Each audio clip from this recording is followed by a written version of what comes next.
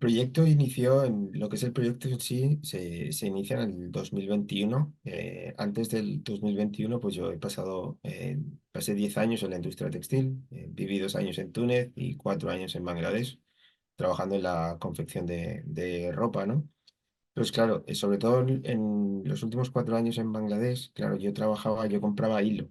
Del hilo tejía, tintaba, cortaba, cosíamos las prendas y embarcábamos, ¿no? Entonces, pues bueno, la cadena, lo que es la cadena de suministro desde el hilo hasta el embarque de la prenda, pues lo conocía bastante bien. Del hilo para atrás, pues sí que sabía que había agricultores, en el caso del algodón, que se dedicaban a cultivar algodón en la agricultura. Acordaros que el algodón representa en torno a 20-25% de la industria, pero luego tenemos la industria sintética que se va al 60-62%, ¿no? Entonces, aún a día de hoy, la industria de la moda es una industria agrícola, ¿no? Entonces, cuando yo regreso de Bangladesh, donde vi muchas cosas muy buenas, pero también vi cosas que se deberían de trabajar, que se deberían de mejorar, ¿no? Y sobre todo desde el punto de vista de la cadena de suministro de las fibras, sobre todo de las fibras naturales, pues vi una oportunidad de mejora sustancial. Entonces, cuando yo regreso de Bangladesh, pues empiezo a hacer un poco de investigación a nivel de papers científicos y un poco de ver un poco quién estaba trabajando en algodón. Y la sorpresa que me llevé fue que en el 2021 pues me doy cuenta de que en España se cultivan en torno a 45.000 hectáreas de algodón. Y dices, ostras, espérate, que claro, ves primero aquello y luego la siguiente sorpresa es, ostras, es que más del 40% del algodón que se cultiva en España se exporta a Bangladesh. Y es aquello de, ostras, ni sabía que se cultivaba algodón en España y mucho menos sabía que se exportaba a Bangladesh. Pero ya mi sorpresa fue mayor cuando me puse en contacto por todos los grupos de moda grandes que os podéis imaginar, pues tienen oficina en Dhaka, en Bangladesh, o tienen empresas filiales allí. Entonces, pues cuando hablo con las empresas extranjeras en Bangladesh, empresas de marcas, pues ninguna sabía que en España se cultivaba algodón y ninguna sabía que ese algodón acababa en Bangladesh, con lo cual me di cuenta de una desconexión, o sea que la industria de la moda no tenía ni idea de lo que pasaba en el campo, ¿no?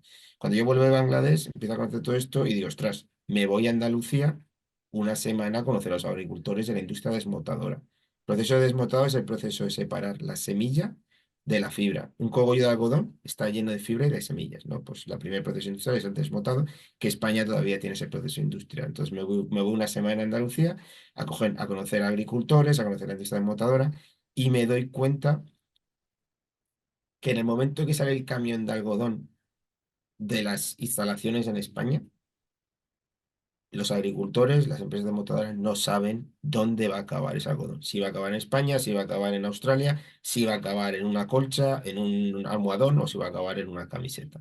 Entonces, vi esa desconexión y aparte, pues bueno, hablando con los agricultores, me di cuenta que un agricultor en Sevilla, en el Bajo Guadalquivir, en las Cabezas de San Juan, tiene los mismos problemas que un agricultor aquí en Valencia, ¿no? No hay agua, no hay relevo generacional,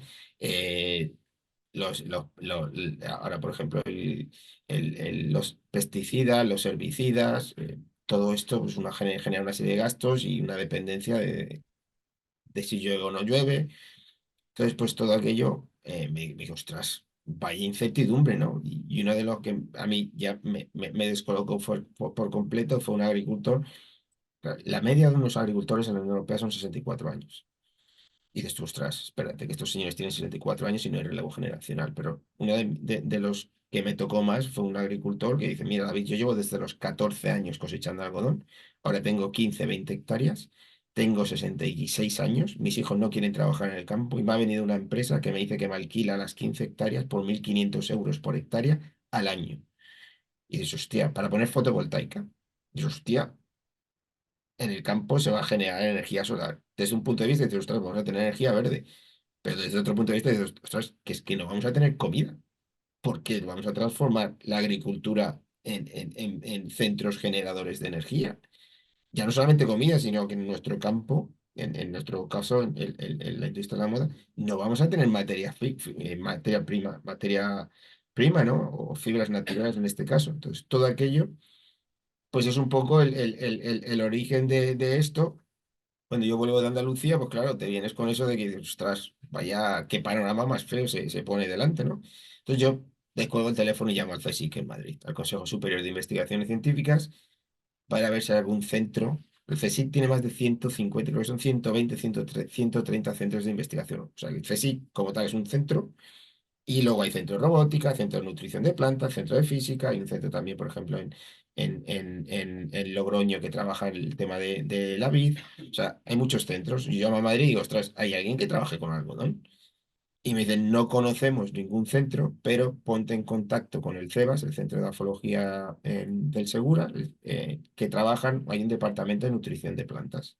Y este departamento de nutrición de plantas, pues a lo mejor te puede dar algo de luz, ¿no? O sea, de inspirar o ver cómo. Entonces, yo mi idea era es, ¿cómo podemos conseguir aumentar los rendimientos del algodón para que al agricultor le interese seguir plantando algodón? Porque otro de los agricultores me dijo, David, pues yo le digo al agricultor, digo, "Oye, lo que tienes que hacer es plantar algodón y quita esos almendros, esos tomates, que yo te voy a comprar todo el algodón. Y claro, ves a este señor de 60 y pico años que voy yo y me dice, mira, chaval, tú me vienes a decir que ponga algodón, pero es que Borges o la empresa X o otra empresa de frutos secos me dice que plante almendros. Entonces, todo aquello, digo, ostras, ¿cómo podemos hacer para aumentar los rendimientos? Entonces, en el CSIC me hablan de cultivos sin suelo, que es donde empieza todo el proyecto, que es cultivar sin suelo, y a partir de ahí, pues, claro, lo típico, no tienes ni idea de aquello y te vas a Internet, a Google o te vas a YouTube y empiezas a buscar, sobre todo en YouTube, empiezas a buscar vídeos, sobre todo en los Países Bajos, que son los líderes mundiales en cultivos sin suelo, y ves que levantan las tapas y ven las raíces de los tomates colgando en una solución con agua y te dices, hostia, ¿pero dónde está la tierra aquí? Las lechugas, los pepinos, las fresas, y dices, "Ostras, esto es lo que yo quiero probar con el algodón". Y ahí ya el CSIC en Madrid me pone en contacto con el CEBAS en Murcia y ahí es donde empieza todo. Y a partir de ahí, pues bueno, este es el cuarto año del proyecto y esto es un poco los orígenes de esto.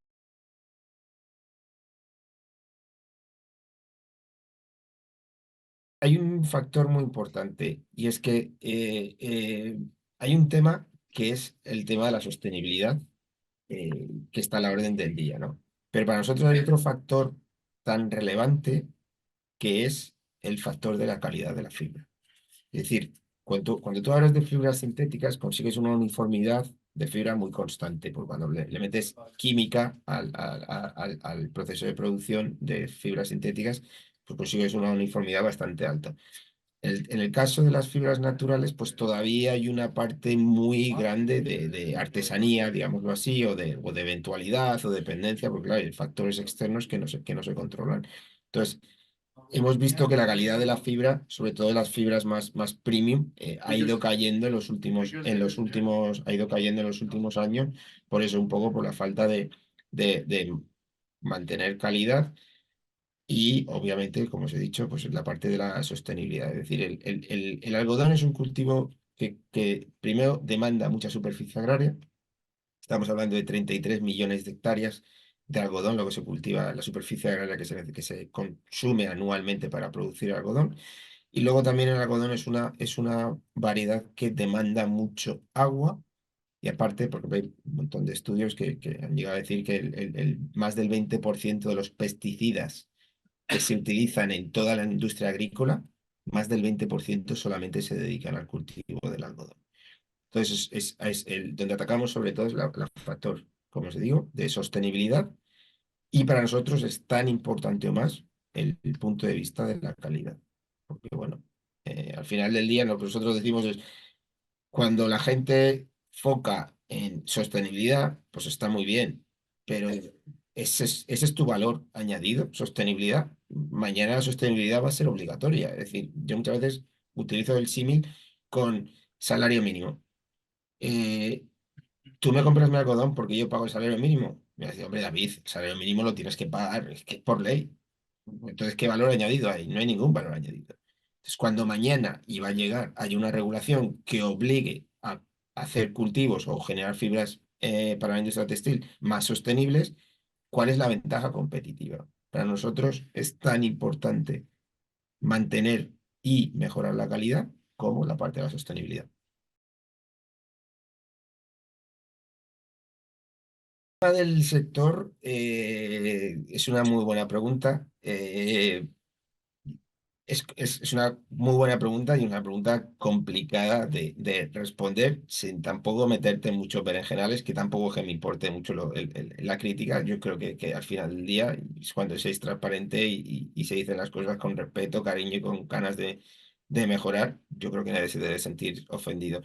Lo que sí que veo es que en la industria, primero, hay una intención de cambiar las cosas.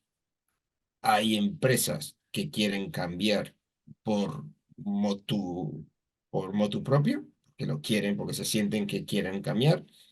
Hay empresas que el greenwashing lo tienen a la orden del día. Es, chico, aquí tenemos que hacer cualquier cosa, sacar cuatro fotos y lanzar una campaña que el greenwashing tampoco lo veo tan mal si detrás hay acción. Es decir, tú puedes decir, no, hago greenwashing, pero apoya proyectos de investigación que realmente vayan a ir a algo, pues bueno, vale, pues podías hacer más, pero no lo estás haciendo, pero menos es el que no hace nada, ¿no? Entonces, veo que por un lado hay empresas que en general todo el mundo quiere cambiar cosas. Sí que es verdad que cuando hablo, por ejemplo, con consultoras estratégicas, me dicen que, y me ha pasado también a mí cuando hablo con las marcas, es que hay un desconocimiento muy grande.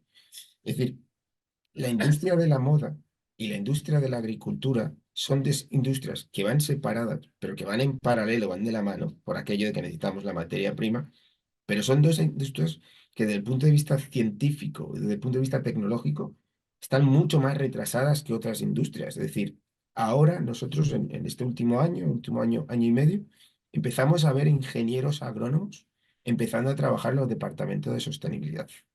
Es decir, yo respeto a todo el mundo y las políticas de cada empresa, pero igual que no creo que la mayoría de los matemáticos sean los mejores diseñadores gráficos, también creo que no la mayoría de los diseñadores gráficos sean los mayores conocedores de sostenibilidad.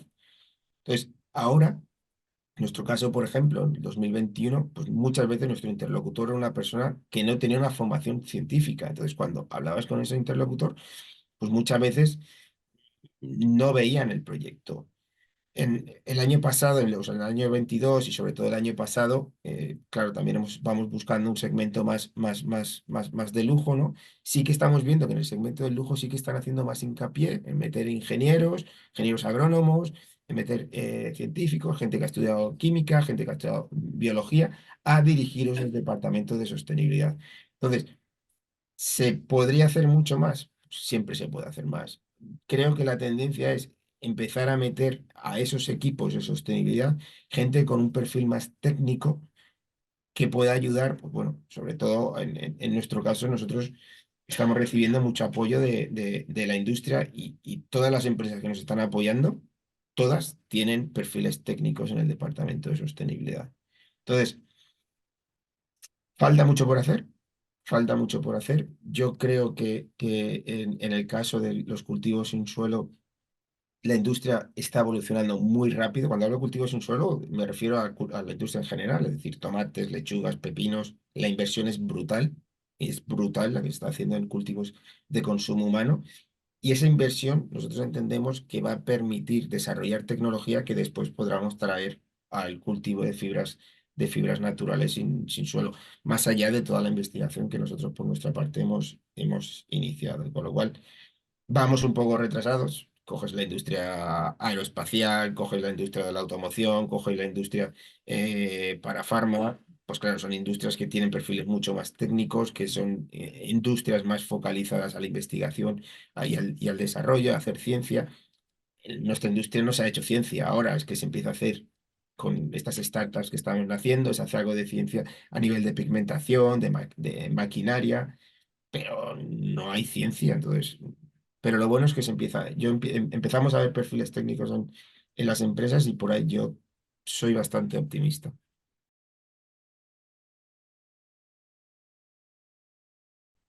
Los retos de futuro. son muchos y a la vez, pues bueno, son bastante divertidos, podemos decirlo, ¿no? Al final del día, nosotros lo que perseguimos son dos cosas, fundamentalmente, y creo que son críticas.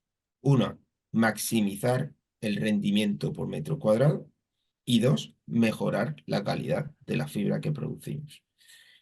En estos últimos años, como se mencionado anteriormente, se está invirtiendo muchísimo en cultivos sin suelo.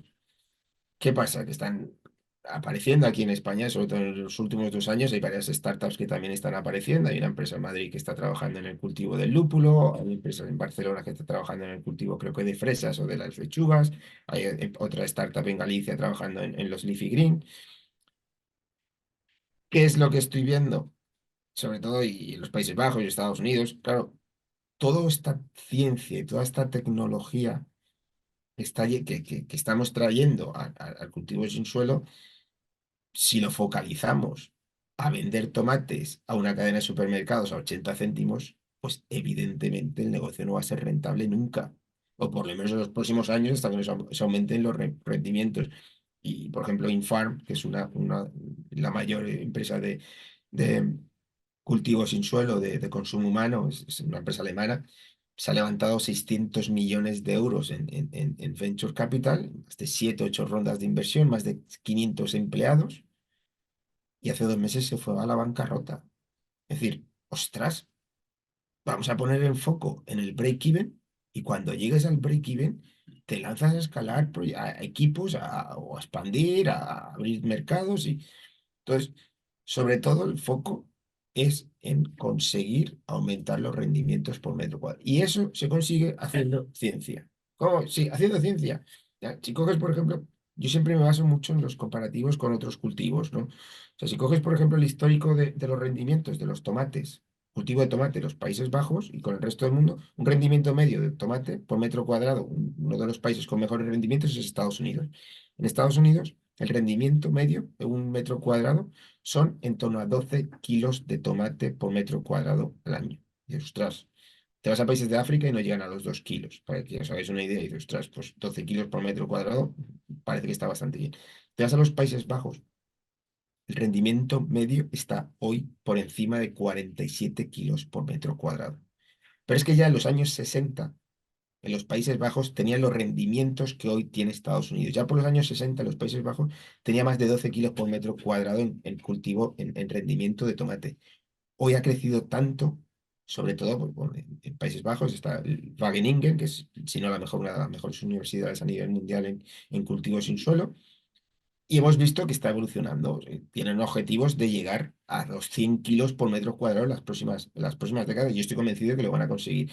Eso para nosotros es un punto de referencia que, ostras, si se ha podido conseguir en tomates, ¿por qué no lo podemos conseguir en algodón, no? Entonces, la oportunidad de hacer ciencia es muy importante y ya os digo, para mí principalmente los retos es seguir aumentando los rendimientos que ya de por sí estamos aumentando a nivel de España, lo que es el cultivo en campo, estamos un 50% en las pruebas de concepto, los últimos datos que tenemos en las pruebas de concepto, estamos un 50% por encima del rendimiento medio de una hectárea de algodón en campo.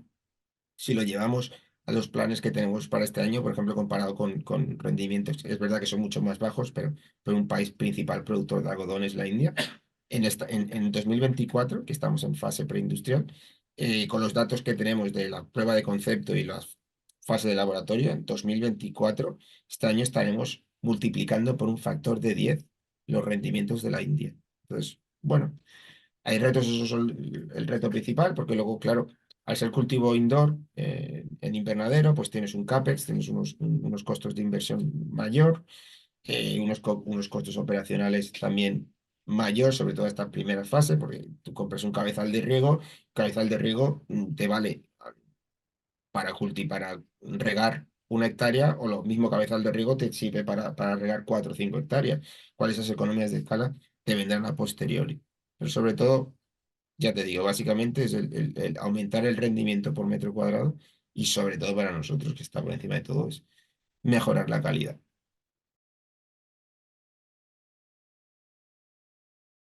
Hablamos del sector de la moda. desde el punto de vista de lo que es la moda, yo no tengo ni idea, no tengo ni idea de moda. Si hablamos el sector de la moda desde el punto de vista de supply chain, lo que estoy viendo a nivel claro, o sea, nosotros hablamos, trabajamos, investigamos, hacemos bibliografía de centros de investigación, el Queens, Queensland University en Australia y varias universidades en Japón, en Corea, en la Facultad de Agronomía de la Universidad de Beijing en China, Wageningen en los Países Bajos, centros de investigación y universidades en Alemania, en Francia, en Reino Unido, en Estados Unidos, en Canadá, en Brasil, en Israel, centros que son punteros en este tipo de tecnología de agricultura, nos lleva, o sea, aquí no hay una bolita mágica ni un visionario, es ver lo que está haciendo el mundo y en función de lo que se está haciendo hoy, pues poder definir lo que va a pasar en los próximos años. Yo veo claro que el futuro de la industria, desde el punto de vista del supply chain, pasa por las fibras naturales. Un punto que yo creo que no nos hemos parado a considerar es, vuelvo un momento a lo de antes, el 65% de la industria está hecha con fibras sintéticas. Las fibras sintéticas están producidas a partir de petróleo. Si tú coges un barril de petróleo, el 80% del barril es para hacer combustible fósil. Luego tienes unos porcentajes para hacer, por ejemplo, el líquido de los mecheros, para hacer alquitrán, para hacer las carreteras. El 10% del barril de petróleo, o sea, es lo que se llaman em, combustibles residuales. Ese 10% es lo que se utiliza para hacer plásticos y para hacer nylon y para hacer poliéster, que son derivados del petróleo. Entonces, yo veo una oportunidad muy grande, por lo que nos documentamos y con los centros de investigación con los que trabajamos, una oportunidad muy grande en recuperar ese protagonismo de las fibras naturales. Hay muchísima evolución en ciencia, la biofísica, la bioquímica, la biotecnología, dentro de la biofísica, sobre todo la física cuántica, la computación cuántica. Hay un término que ahora, un campo que a mí me fascina, que es la biología cuántica. La biología cuántica va a venir a dar respuesta a una serie de incógnitas brutales que tenemos en la industria agrícola en general y sobre todo en la industria del algodón en particular. Por ejemplo, a nivel de la fotosíntesis, no sabemos realmente cómo se produce la fotosíntesis en una planta. Para mí entender mañana cómo se produce la fotosíntesis en una planta de algodón, en este caso, me va a permitir entender cuánta iluminación o cuántas hojas necesito por planta. Entonces, veo un futuro muy, muy científico. Si no, no vamos a tener, o sea, no, esto no va a funcionar. Seguiremos explotando las fibras sintéticas, pero sí que veo un futuro muy científico y muy tecnológico, sobre todo en el supply chain de la industria textil.